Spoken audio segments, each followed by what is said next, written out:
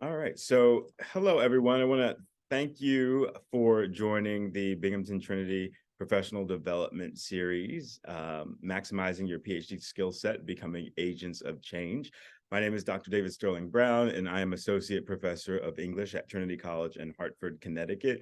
And before I introduce today's guest, very special guest, I just want to thank a few folks. I'd love to thank Binghamton University and the Graduate School for working with us on this series, as well as Interim Dean Gretchen Mahler, Associate Dean Andreas Pape, Nicole Smith, Administrative Assistant, and of course, Yangabi Ngo, Assistant Director of Grad School Operations, who is behind the scenes with us today. I also want to thank the Mellon Foundation and the American Council of Learned Societies for funding this series. And then today, I'm actually hosting this session from a very special location in New York City, Cooper and Cooper Real Estate. And so I'd like to thank Vice President Marone Langsner for the opportunity to be here and for the micro grant that allowed me to have this space, which was donated to us. And I'll just mention that Dr. Langsner is a PhD in theater history from Tufts University and is currently working, of course, in the corporate world. And they're always looking for agents at Cooper and Cooper because teaching skills and sales skills are actually quite transferable and interchangeable. So if anyone's interested in that, feel free to email me and I'd be happy to connect you with Dr. Langsner. And for today, though, I'm very excited to introduce our guest, Stuart Crabb. And Stu, if you're out there, you can go ahead and come on into the Zoom space. But Stuart Crabb is a 30-year veteran of the Silicon Valley tech industry. He's worked for Facebook, Yahoo, and Siemens. And he's also a talent development specialist and co-founder of Oxygen Consulting. And so thank you, Stu, so much for being here. It's great to see you. Thank you so much indeed, David. Thank you. Would you like me to share my screen now? Is that the right? Yes, you're welcome to share your screen, and I'm going to go ahead and hand it over to you. Thank you very much indeed. Well, good afternoon, everybody. It's a real honor and a pleasure to be here. I hope everyone can see my screen. If there's any difficulty with the screen, just let me know. I'm going to keep also my chat box open for this session. So if you'd like to ask questions as we go, if there's some ideas or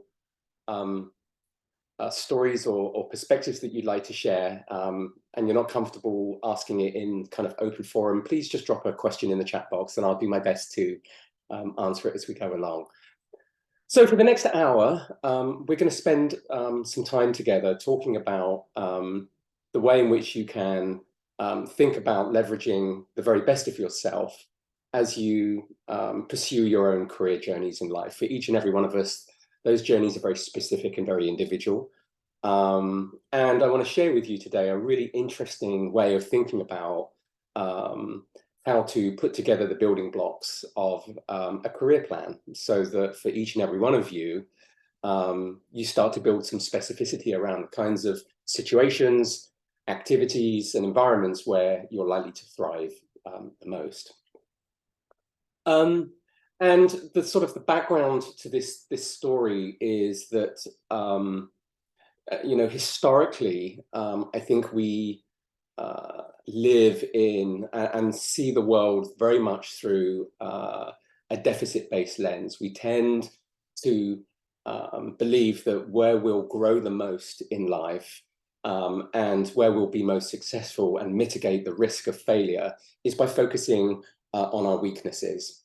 And today's session is really about challenging that notion and actually saying that although weaknesses, if they derail you, are things you can't ignore, actually where you'll grow the most and where you'll have the greatest impact, you'll feel that sense of success and fulfillment in life is by focusing on the very best of yourself, the things that you've been imbued with as natural areas of curiosity, proclivity, and where your energy is drawn.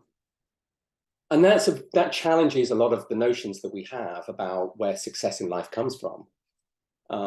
And I think in many ways, when you look around the world and you look around in society, you'll see this sort of focus on believing that success will come from focusing on weaknesses as really quite prevalent. It's what I call the sort of myth of success attribution, and I'll come on to that in just a moment. But I think that when we're able to identify what our strengths are, they provide us with a much broader sense of the canvas of our capability and our potential. And so I'm really excited to share my thoughts about what that means for our future, for our career journeys, and maybe even for some of the first steps that we take along that journey. So I hope that you're going to enjoy the session. It's meant to be very interactive. As I said a few minutes ago, feel free to ask questions as you go into the chat box, or raise your hand and let me know, and I'll do my best to address them. All right, so what are we going to talk about today? Well, actually, let me just move beyond this. This is a little picture of me. Today is about discovering the value of adopting a strengths mindset for your career journey. And the word that I think is quite important here is mindset, right? Which is the attitude and the orientation, the perspective we have about what success looks like and how we'll be successful. We're going to get you into an activity to start to explore your own strengths and to think about how you can amplify them in life. And to start to actively plan a career journey with your strengths in mind. So one of the things that I'm delighted to be able to give and share with all of you is a pretty comprehensive career planning toolkit, which David is going to share with all of you after the session. And that's yours, free to take away and use if you want, as a way to kind of really build on the concepts and the things that we're talking about today. So let's take a moment and step back and talk more about this weakness mindset and how prevalent it is. I think that, as I said a few minutes ago, this notion of where we'll be successful in life, I think is flawed, or at least very incomplete, because whilst we understand an awful lot about how to address weaknesses, we often really don't even know or have taken the time to think that we have strengths and how they might be leveraged in the choices we make in school and the choices we make in life. And if you think about it, you'll see this sort of this deficit-based mindset, as I like to call it, everywhere. It's what I call the myth of success attribution. For instance, you know, in order to understand your creditworthiness, we look at the amount of debt you carry. To try and understand what makes a successful and productive relationship, we study why relationships fail. To try to understand what makes a happy customer, we go talk to the angry ones. And to try to understand how to engage employees, we address disgruntled employees. Everywhere you look, you'll see this focus on weaknesses as a basis to try to understand success. And I think it's deeply incomplete, because if you take bad and invert it, you don't get good, you get not bad. And that's not quite the same thing as being able to describe where you'll be successful. Now, what that means is you can grow and get better at the things that you find hard and that are natural weaknesses for you. But the problem is that it takes enormous effort and difficulty, and you don't get a lot of bang for your buck. I think being able to focus on your strengths actually broadens the opportunities that you have in front of you. And so the challenge, therefore, is to try to understand what your strengths may be. Now, the reason why I think this is such a prevalent perception, I think there's several reasons for that. One is that, of course, the brain is wired for psychological safety as a powerful organizing principle. We want to stay safe, keep ourselves safe. And very often, one of the most powerful ways we do that in a very unconscious way is to try to address our weaknesses and our failures. I think the other reason why it happens is because the world is organized around weaknesses. And certainly that's very true in organizations. Let me take a moment and step back and explain that the Gallup organization, who most of you know as an organization that conducts opinion polls, actually does an awful lot of organizational consulting and research into happiness, performance, and contribution. And you know, they've discovered over the last 25 years that this weakness-based mindset is really quite profoundly embedded in everything we do. They once famously asked 80,000 sets of parents, your kid comes home from school with the following grades: English A, social studies B, geography C, and algebra F. And they asked these parents, which grade deserves the most attention from you? In other words, where do you want to spend your time as a parent?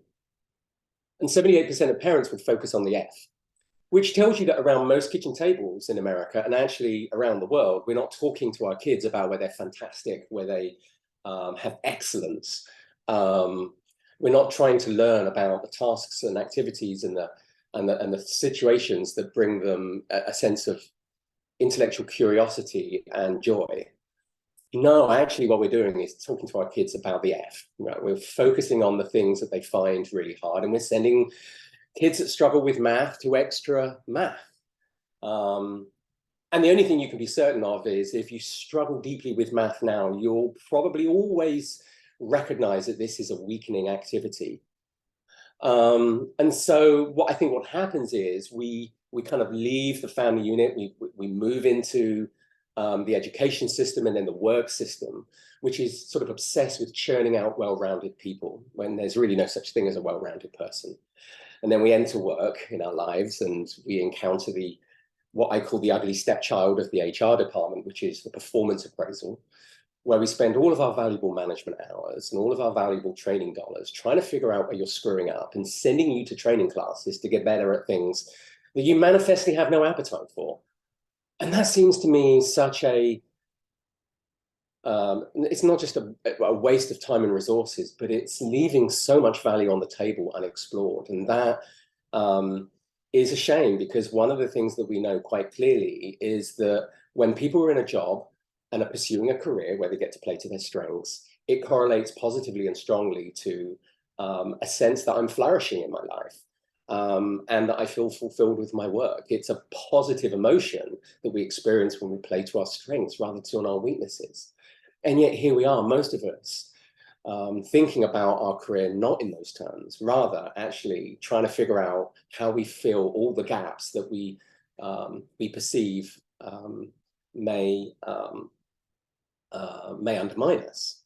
I actually think what's much more powerful is to find out what your strengths are and move your life and your skills and your learning and your career in that direction. Because the data is really clear. When people are in a job where they get to play to their strengths, they report high levels of fulfillment, and at an organizational level, it translates into a high level of performance and productivity. So this deficit-based mindset is with us. It can be somewhat derailing. And today is about broadening your sense of what the canvas looks like for yourselves as you think about your career journey.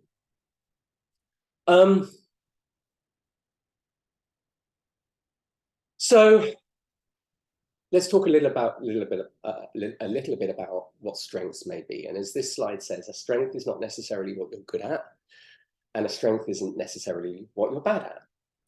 And that's because, we've grown up to believe that a strength is something that you're good at.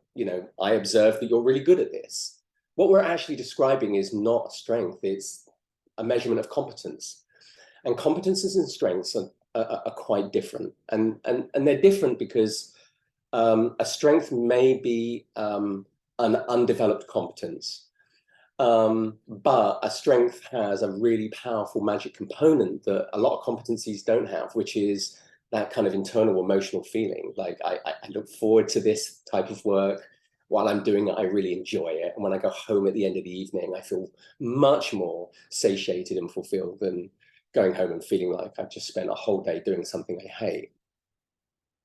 And, the thing that's really important to understand is that, our strengths can, in time, with excellence and practice, also be a competence. But a competence on its own, with that emotional component missing, isn't a strength, even if you're good at it. So, when I was a kid, I can remember at 14 years old, telling Mr. Sutton, back in England, who was my physics teacher, that I was leaving the physics class and joining the human biology class. And, at 14 years old, you don't have the language to say to Mr. Sutton, well, physics kind of sucks for me. I just knew I didn't like it. I knew I didn't enjoy it. And I can remember Mr. Sutton saying to me, but Stu, you're one of the best students in my class. And that's really challenging because, of course, when people observe competence, um, and those people have some control over the choices that you make, um, or they play a highly influential role, it can lead us sometimes to make poor decisions. I mean, I've come across many, many people who said, well, you know, I studied this in school, or I pursued this kind of career because that's what my father had did, or that's what my parents expected, or this is what my supervisor thought might be good for me. And it's important to recognize that the only thing other people can observe in you is performance, competence, right? They can see what you're good at and what you're bad at in terms of technical execution. But what they don't know is how that task or activity makes you feel. And so a task or activity that you're good at that leaves you feeling weak is not a strength, it's a weakness. And you can't bet the farm of your career on things that you may be good at that you just don't enjoy. Eventually, you'll burn out before the world sees the very best of you. And so you can flip that around, right? I mean, a weakness is not necessarily what you're bad at. I mean, I can tell you that I love to sing in the shower each morning, and I happen to think I'm really great. It's something I really enjoy. Now, no one's paying me to do it, but is it a weakness? Even though there may be 1,000 other people out there that can sing better than me. No, it's not a weakness. It's actually a strength. And so I think the thing that's really important to understand is the way you bridge the gap between something that makes you feel great and competence is practice. It's the opportunity to seek out ways in which you can really deepen your understanding, your capability, and learn to grow and evolve as an expert in a space that you really feel drawn to. And that's really the power of strength, right? It's that ability to be able to notice what things have this kind of, create these kinds of feelings for us, and then to seek out opportunities where we can do more of those things. Sadly, we live in a very deficit-based world. The Gallup organization every year survey a cross-section of American society. They actually do it with a number of countries around the world to try to ask people, you know, do you get to play to your strengths every day at work? You know, in your career, do you get to play to your strengths all the time? And sadly, and somewhat depressingly, about 12 to 13% of the US population report that they do, which tells you that for most of us in life, the experience of work and career is not an exciting, fulfilling one. It's not one where we feel that deep sense of draw and attraction and the desire to learn and grow. Actually, it's the opposite. And I find that really sad and depressing because we spend so much of our lives pursuing our careers that I don't think it's unreasonable to expect that we enjoy it, that we love what we do, and that we find it really, really fulfilling. So I'm going to actually just open this up to the chat box before we go much further. And I'd love to hear a little bit about what you think a strength may be. How would you define a strength? Feel free to drop something into the chat box. You know, when you think about what excellence looks like, how would you define a strength? What things come up for you? I think that's a really important question because it does sort of challenge these deeply held notions about what excellence looks like. So if anybody has any questions or any ideas about what a strength may be, feel free to drop them into the chat. Okay.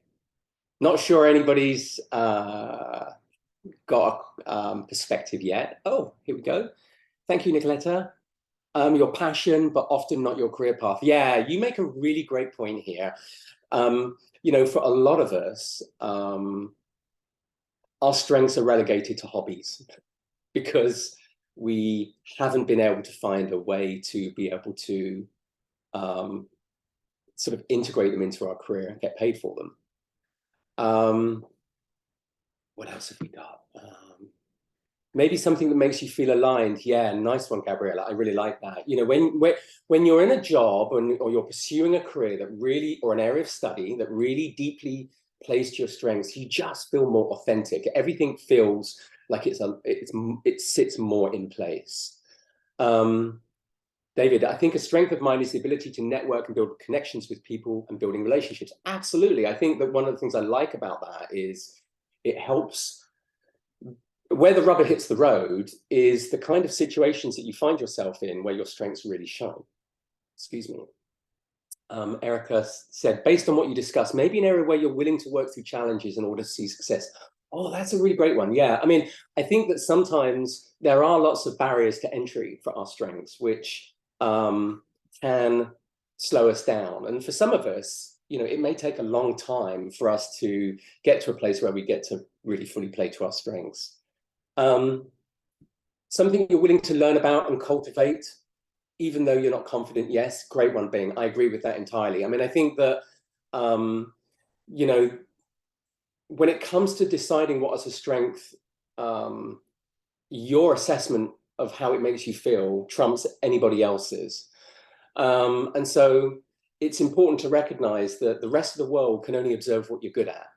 They don't know what that emotional component sort of feels like.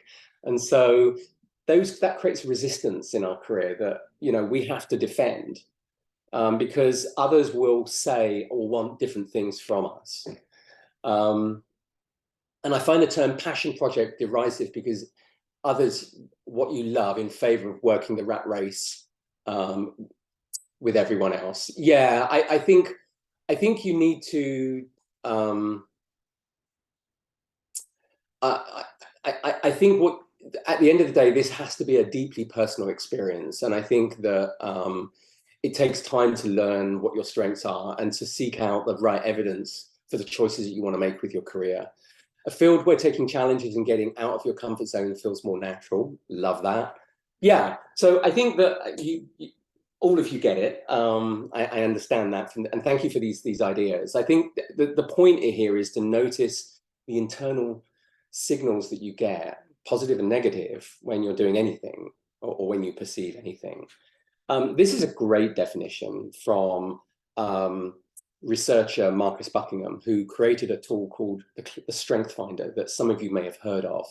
And he talks about a task or activity that leaves you feeling strong. And so again, what he's doing is really just demonstrating this emotional component. I think therefore the challenge for all of us as we think about our career journey really is to see yourself for what you bring rather than what you don't.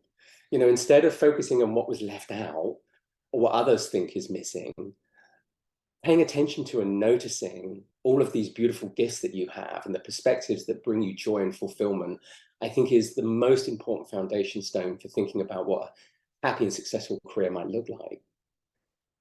So it matters because the research is really, really clear. It correlates really, really highly to some really powerful things. Like, you know, Gallup's own research have found that when people are in pursuing a career path where they get to truly play to their strengths most of the time, they report high levels of quality of life, less stress, a high level of engagement at work, a greater sense of flourishing, and more than 30 times greater long-term success in their careers compared to people that are focusing on their weaknesses.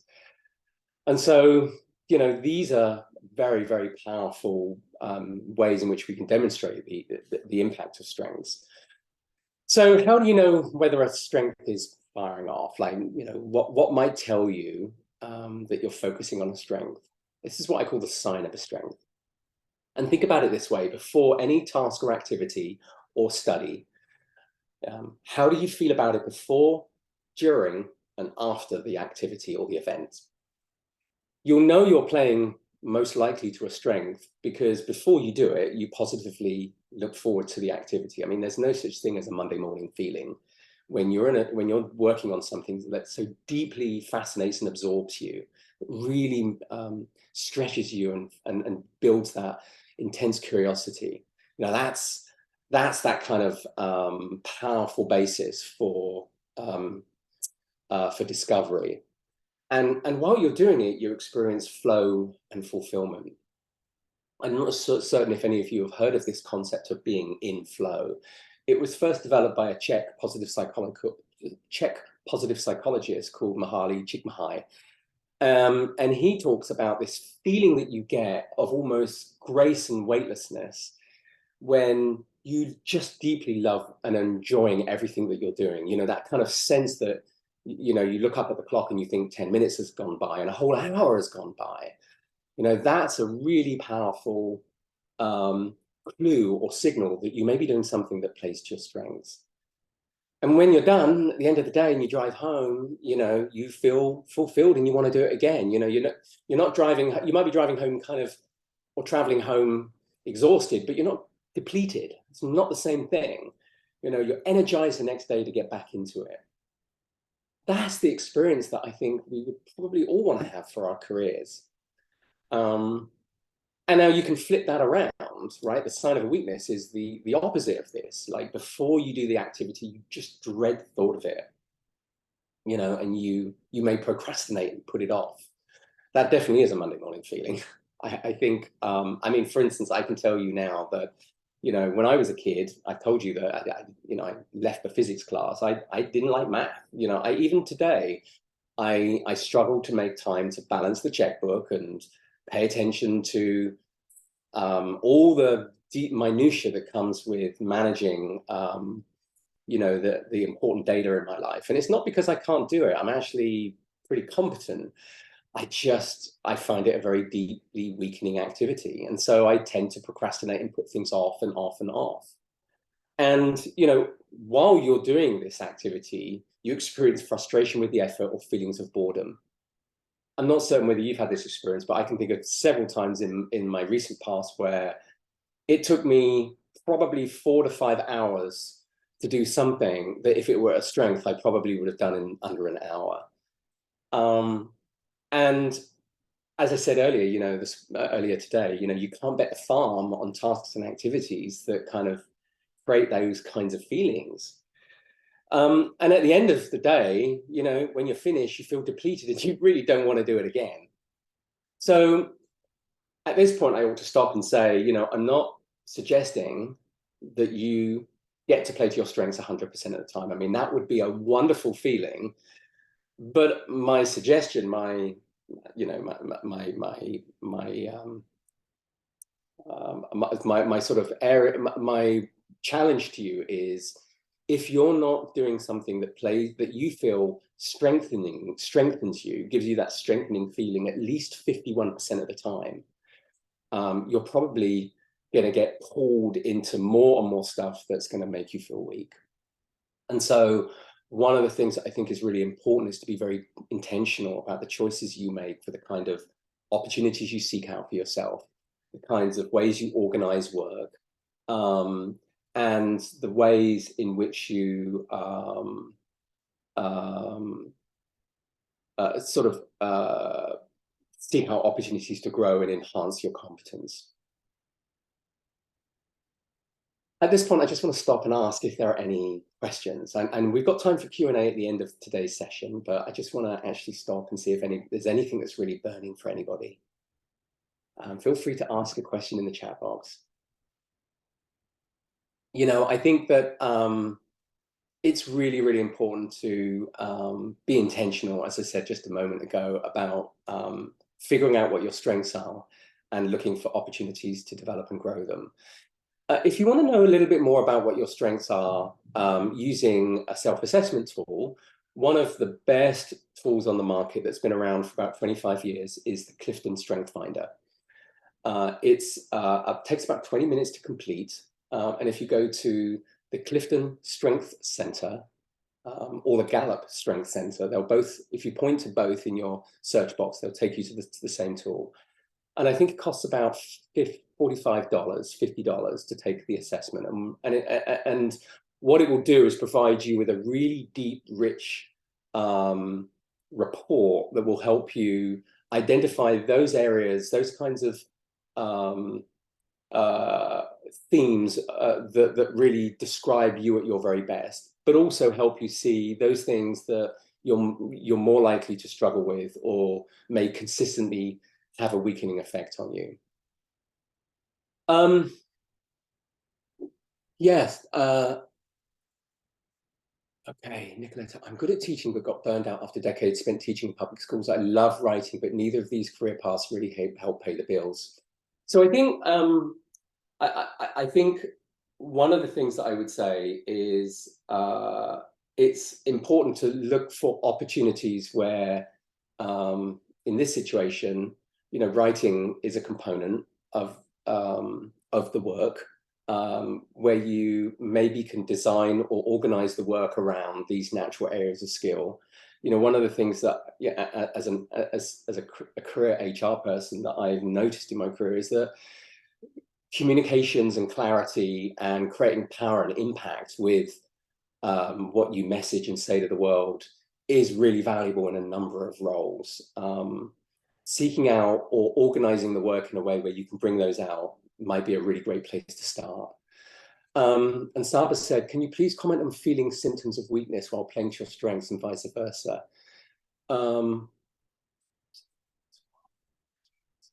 So I think that when you're playing, that's an interesting question. I think that when you're playing to your strengths, when you're truly in the zone, when you kind of get in flow, I think that my experience from talking and having coached a lot of people is that most people experience mostly internal positive feelings of within their internal physiology. Now, that doesn't mean to say that we can't be derailed by unhelpful stories that we tell ourselves about where success attribution might come from or what a weakness might mean. And I'm not suggesting, everybody, that you should ignore weaknesses. I'm not. I'm really saying that I think you have to think about your career path equally, both in terms of strengths and weaknesses. I mean, for instance, if you have a weakness that derails you, really gets in the way of all of this great stuff that you do, then it's not something that you can ignore. And I think you have to be able to read the room. You have to be able to recognize what effects your strengths have on others. For instance, your strengths can go into overdrive and they can end up looking like a weakness. I mean, I can remember many years ago now, being in a company, I was the head of HR, and the leadership team had a two-day fancy offsite. And we sat down and had like a sharing session where we gave each other feedback. And I can remember one of the chief engineers in the company saying to me, Stu, there's not really any easy way to say this, but you kind of smile too much.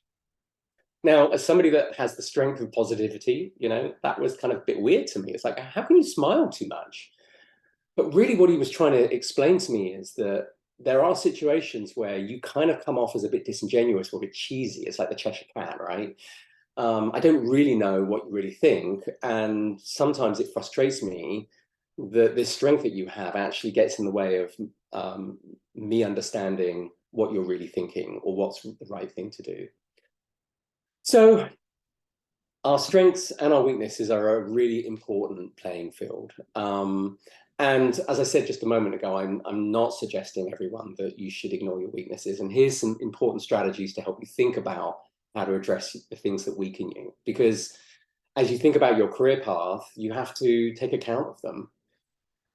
So the first thing I would say is, if you're working on a team or you're working with a group of individuals, everyone in that team or everyone in that group have different strengths. You might all be doing similar work or even the same work, and yet you bring a different psychology to it. Your own individual strengths and weaknesses are unique and special, and they're very different to others. And so one of the things that's really powerful is when teams sit down and say, well, this is a strength for me, but this is a weakness. And guess what? Someone across the table says, well, that's really interesting because for me, it's the other way around. What is a weakness for you, for me, is a strength. And so I think that what's really interesting about that is that teams can start to organize workflows and responsibilities in a way where everybody moves their strengths further up. In other words, you get to play to your strengths more because of the way you choose to share the work together. Another thing you can do is to revisit your goals and priorities. Now, when I say goals, I really mean the goals that a supervisor or that you maybe have set for you at work.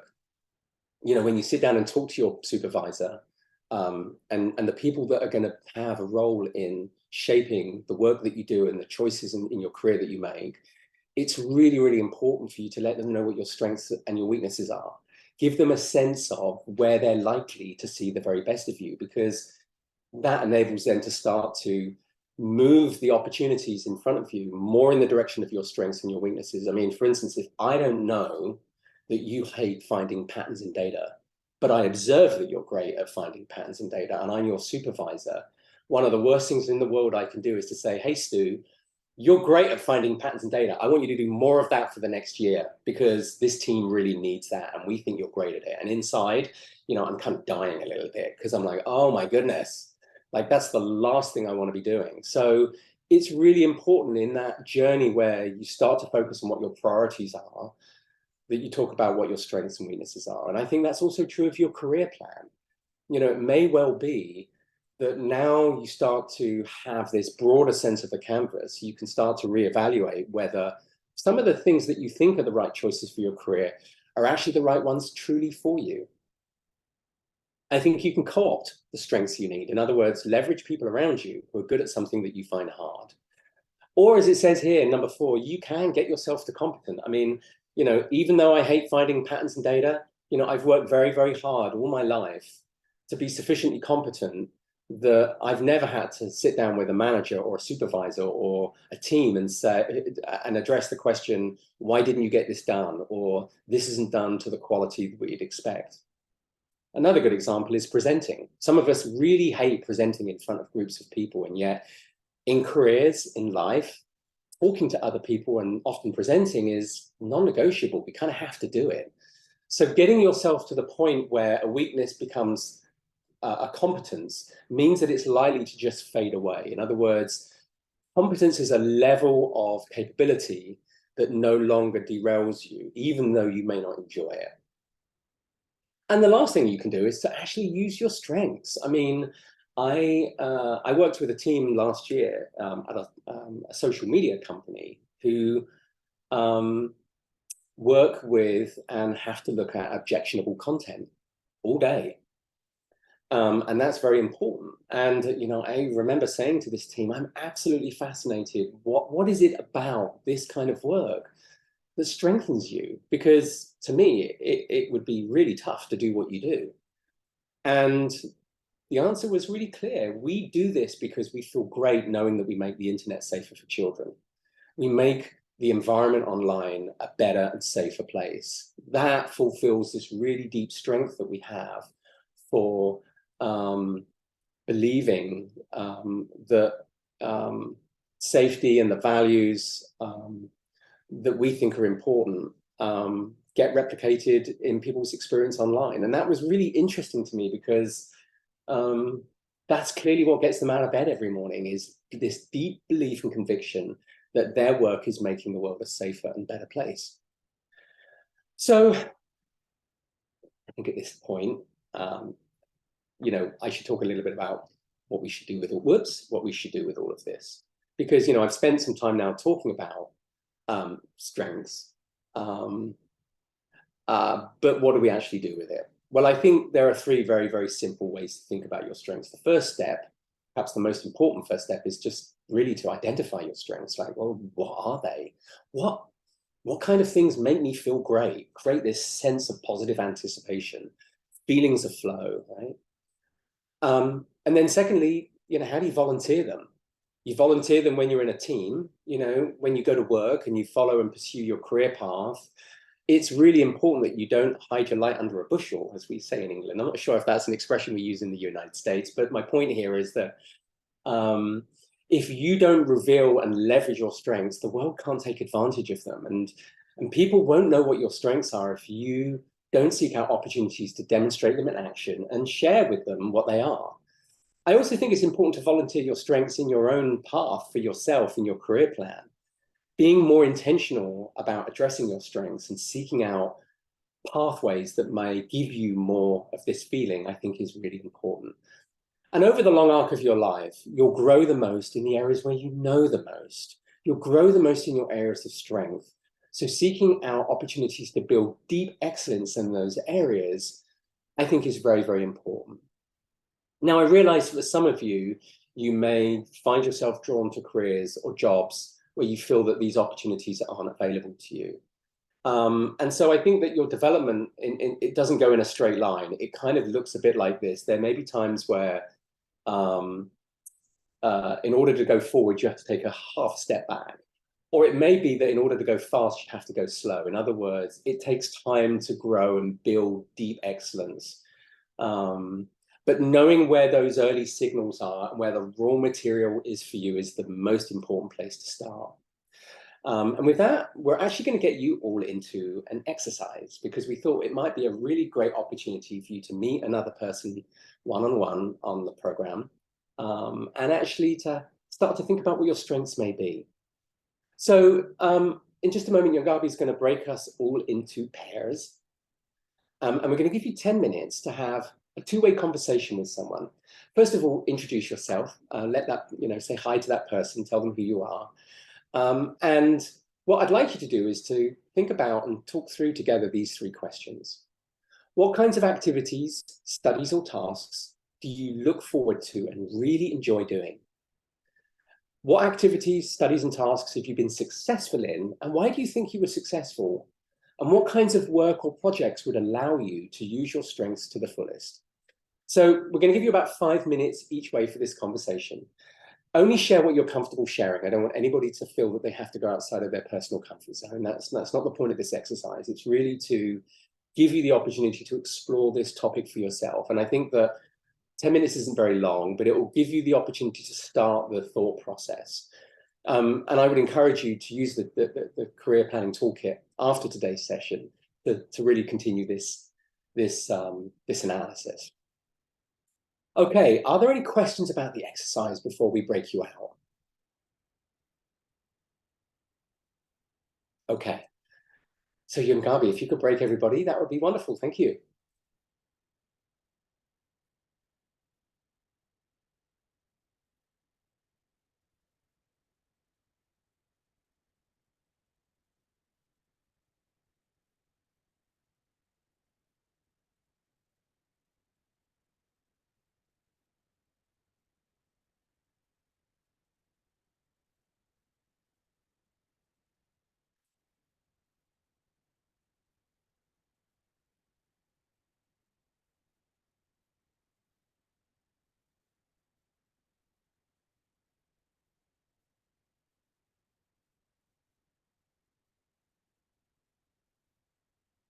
Welcome back, everybody. Welcome back. I hope that conversation, that discussion was stimulating and interesting. Would anybody like to share, their perspectives or anything that kind of came out of that conversation? Feel free to raise your hand, speak up, or drop something in the chat box.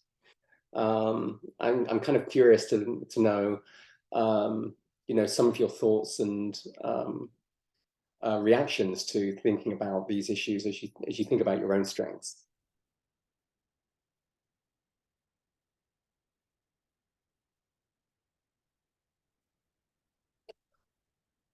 Okay, as we've only got a few minutes left, I'm going to move on and finish up.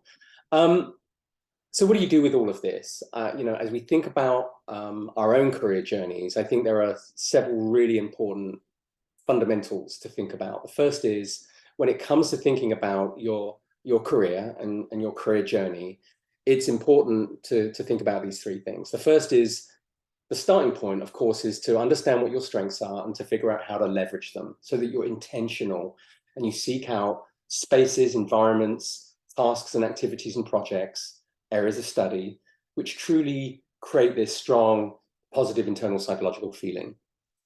It's also important to leverage them in a way that enables you to be successful. And so building strong networks, I think, is a really important way in which those around you can get a greater and deeper sense of where your excellence lies, where your talents and gifts lie.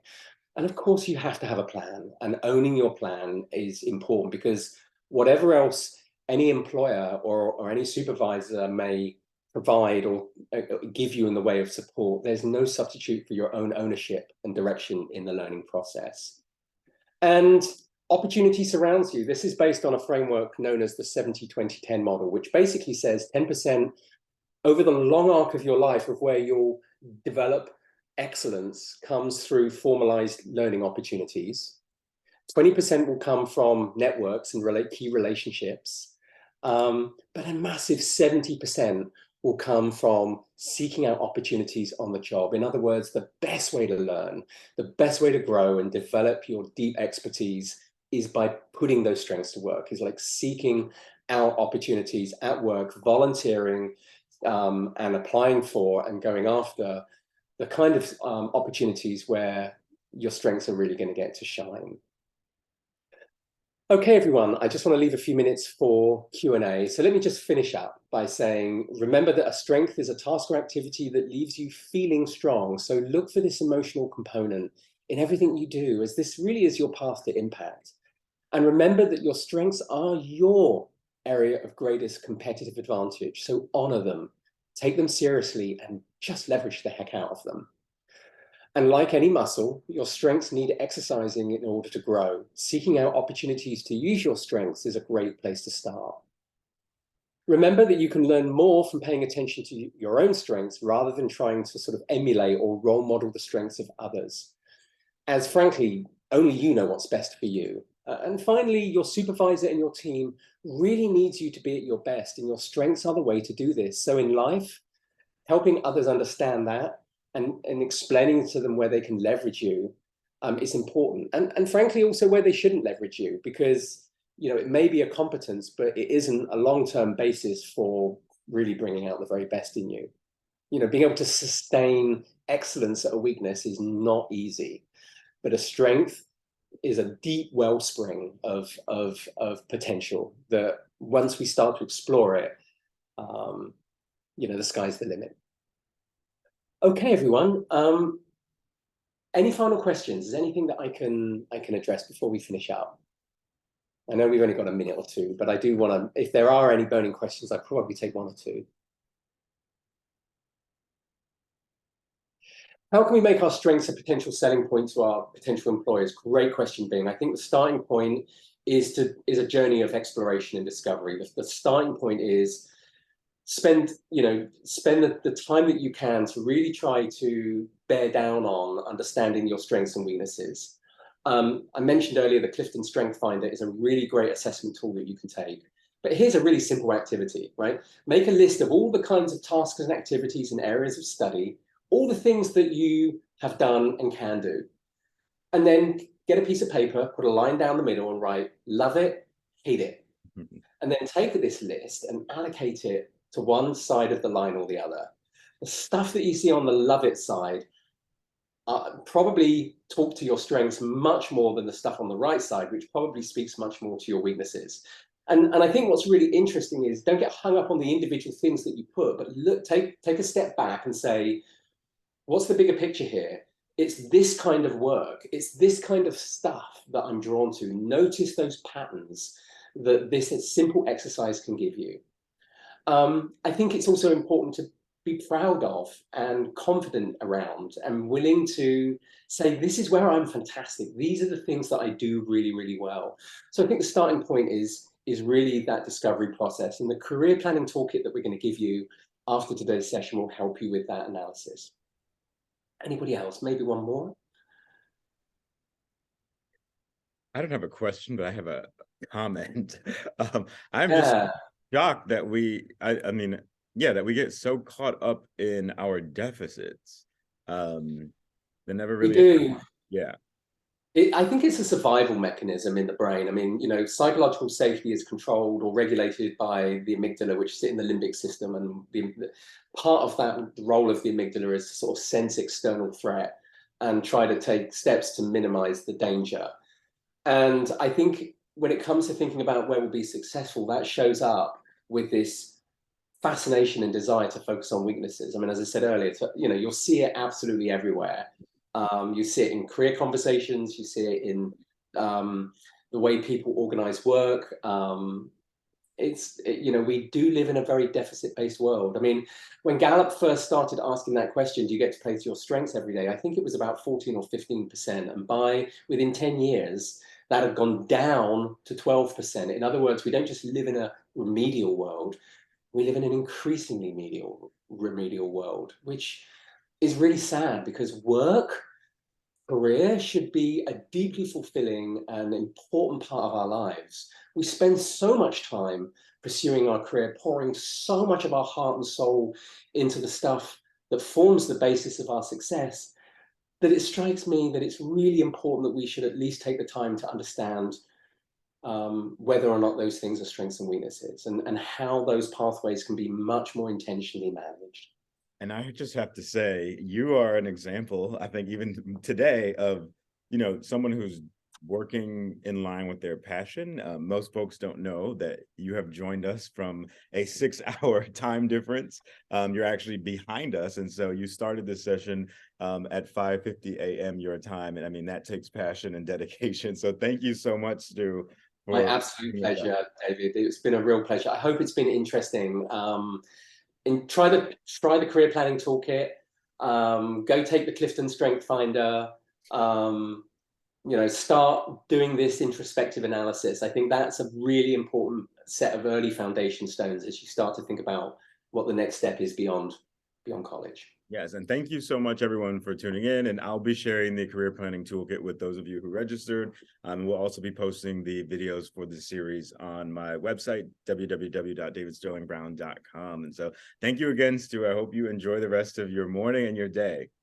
Yep, it's just getting underway. The sun's up, so it's time to get out in the garden for an hour, which is one of my strengths, by the way. All right. Take care, everyone. Stay safe. Bye-bye, everyone.